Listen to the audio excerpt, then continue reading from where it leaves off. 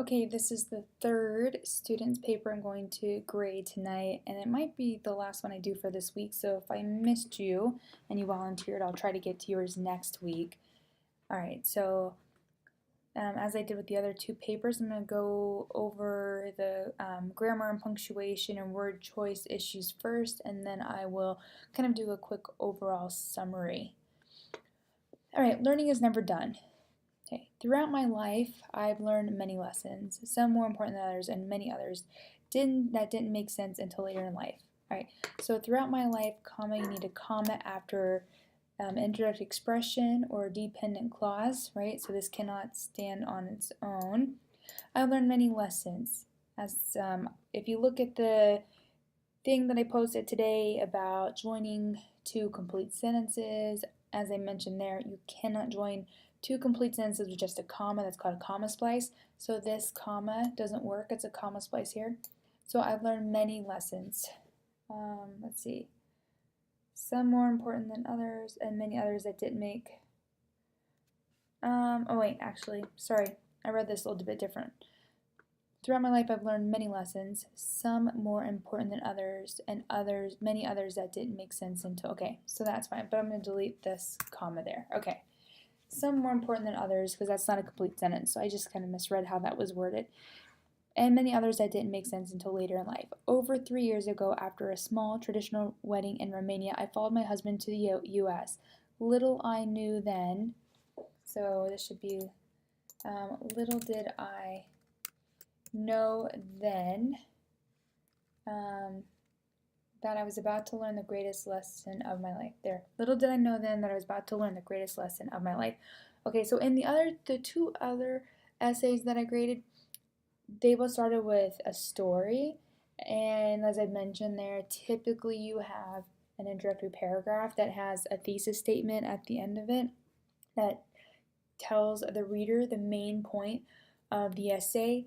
And this student here, she did that the way it typically is done. So this is great. So as soon as I read this sentence, I'm like, as a reader, I'm like, oh, cool. She's going to tell me, the rest of this essay is going to tell me about how she learned the greatest lesson of her life living or moving from Romania to the US. Boom. So now as a reader, I know what to expect.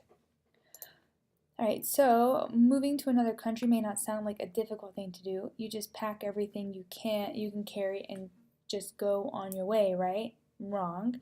I vividly remember deciding which of my belongings are worth taking with me and were, because past tense.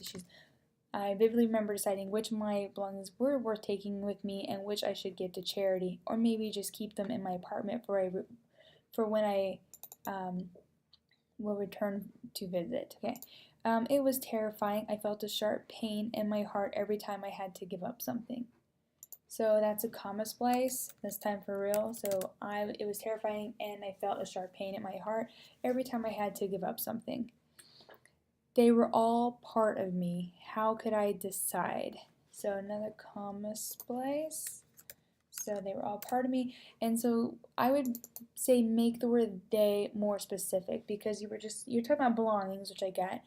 But then you said give up something, which is singular. They is plural, so those two things don't agree in number. So it's not clear then what they is referring to. So you could say like my belongings were all part of me, or if there's specific things you're talking about, things I had to give up were all part of me. Something like that, just make that more specific. How could I decide? Thinking about it still, oops, no comma needed there, makes me sad at first, but immediately after I start laughing. I know.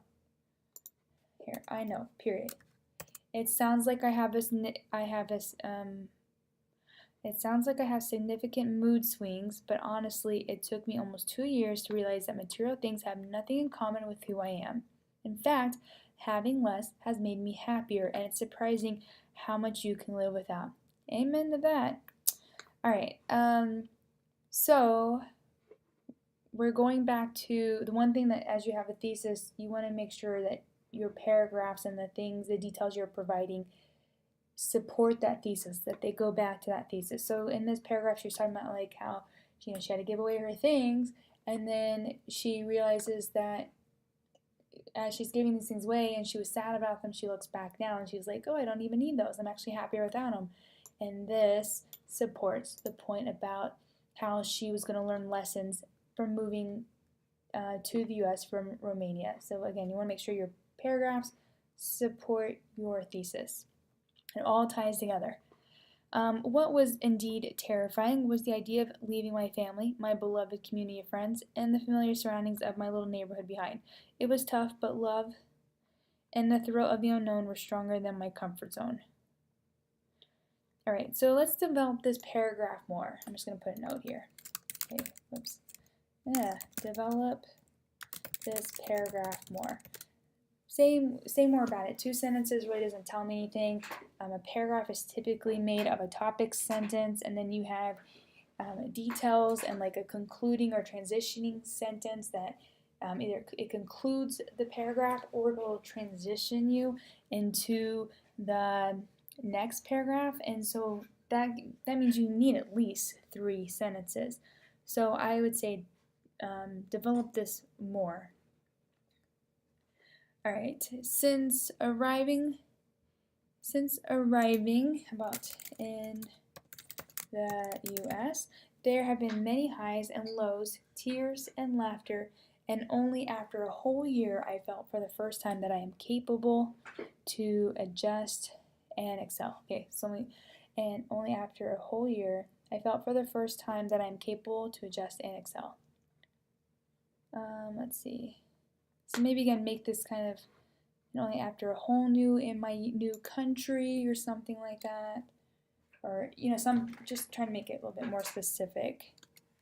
Only after a whole year in my new country, something like that. I felt like for the first time that I am capable of adjusting and excelling. Okay. I feel proud that I got to this point. I managed, good job of that semicolon. I managed to embrace imperfection and find stability in chaos. By prioritizing, I learned how to release myself from any expectations about how I wanted things to go. And consequently, God, good use of commas here, I opened myself up to a whole new set of experiences I might not have had otherwise.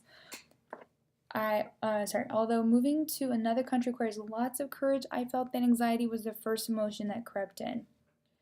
There were so many things in my mind that could have gone wrong, and numerous of answers. Okay, so there's so many things in my mind that could have gone wrong. So, okay, let me start there. So I think what this person is trying to say is that there were so many things that could have gone wrong in her mind. It sounds like that things in her mind could have gone wrong, but there were so many things. I don't know if that makes sense, if I'm explaining that clearly or not, but I would just reword this a little bit more clearly, because I think the wording is just a little where that's like the I'm trying not to use too technical of English language, but like where the words that are being modified, it almost sounds like there were so many things in my mind, like that in my mind that could have gone wrong, whereas it's like there were so many things that could have gone wrong, that she thought about. I don't know if that makes any sense, but anyway, and numerous of unanswered questions that overwhelm me. So we don't need a comma here because we're not joining 2 complete sentences. There's so many things in my mind that could have gone wrong, and numerous unanswered questions that overwhelm me. What if people didn't want to understand? What if people don't? Because this is like before she goes. What if people don't understand my accent? Whoops. What if I can't find a job straight away? What if I want to go back to Romania? Fortunately, after several panic attacks, I finally understood that whatever happens, I'll manage it. With a great deal of support from my husband, I controlled my worries, and most importantly, I learned to be flexible, something that I really wasn't used to. It's amazing how much moving overseas has taught me. It made me more adaptable, stronger, independent, and happier. Let's see, more adaptable. Yep, okay. I'm going to add more here. Okay, so we have more adaptable, we have stronger, And then we have, so we wouldn't say like more stronger, right? So more works with adaptable, stronger, more independent. Unless maybe she just means independent in general, but all these are like comparing, right? So I'm thinking she meant more independent and happier. This continuous experience clearly demonstrated to me that home is where you make it. It really doesn't matter where you are. You can make, whoops, semicolon, you can make any space feel like home. So I mentioned this in the other papers too. Try to avoid using the word you because you're not talking to me specifically. So you can maybe, a lot of times you can change that to either like you as, you know, things that you learned, or you can make it more generic like people, you know, that, you know, home is where people make it, but it doesn't matter where they are, they can make any space, you know, something like that, like just making it more generic rather than specific. So when you say you, you're not talking to me specifically. Okay, so she started out with a thesis statement about, what I was going to be reading in this paper, and I knew from the very beginning I was going to be reading about how her moving from Romania to the U.S. was like the greatest life lesson for her. So first paragraph talked about like how she learned that she doesn't need things don't define her. Okay. The second one was about how about getting out of her comfort zone. So I think you should develop that more and talk about getting out of your comfort zone. Being without your family, being without your friends. Maybe here you talk about making new friends, something like that. Fears you had about it specifically. I don't know. So, and then the next one talked about changing her expectations and not trying to control things as much. So, or not worrying about things that she can't control. Maybe that's a better way of saying it. I totally identify with this whole thing as like a self-professed control freak. Like, I totally get it.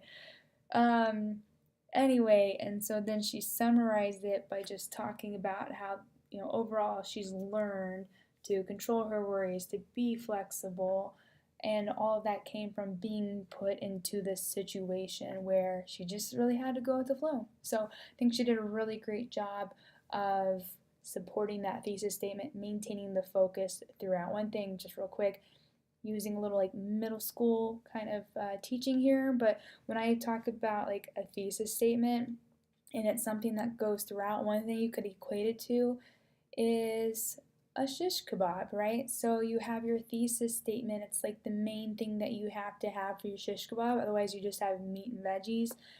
But like you have to have that, or sorry, you have to have that skewer. The skewer is like your thesis statement. It's the main point. It goes all the way throughout. Your whole paper ties back to it, supports it. And if you didn't have that skewer, you would just have like chunks of meat and veggies all over the place. So it's like the one thing that like holds it all together, that ties it all together. So hopefully that will help you.